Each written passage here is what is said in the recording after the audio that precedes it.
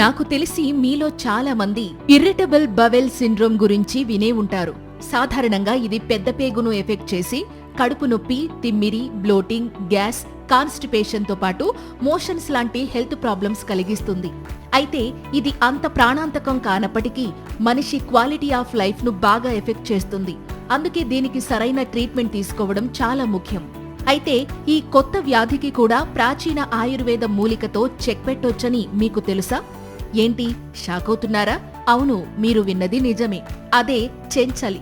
దీని శాస్త్రీయ నామం ఆక్సాలిస్ కార్నికులాటా. దీనిని మన వాడుక భాషలో చెంచలి కూర లేదా పులి చెంచలి అని పిలుస్తారు. అయితే దీనిలో ఉండే ఔషధ గుణాల కారణంగా దీనిని ఆయుర్వేద వైద్యంలో విరివిగా ఉపయోగించేవారు. మరి అవేంటో ఇప్పుడు తెలుసుకుందాం. ముఖ్యంగా జ్వరంతో బాధపడేవాళ్లు నెయ్యి, చెంచలి ఆకుల రసాన్ని కలిపి 4 రోజులకు ఒకసారి సేవిస్తే జ్వరం తగ్గే అవకాశం ఉంటుంది. ఇంకా యాంగ్జైటీతో బాధపడేవాళ్లు పప్పులో చెంచలి ఆకులు వేసి తింటే దాని నుంచి ఈజీగా బయటపడొచ్చు. ఇక పైల్స్ తో బాధపడేవాళ్లు చెంచలి ఆకు, చిత్రమూలం ఆకు రెండింటినీ నెయ్యిలో వేయించి ఆ నెయ్యిని పెరుగు మీద తేటతో కలిపి తీసుకుంటే పైల్స్ తగ్గే అవకాశం ఉంటుంది.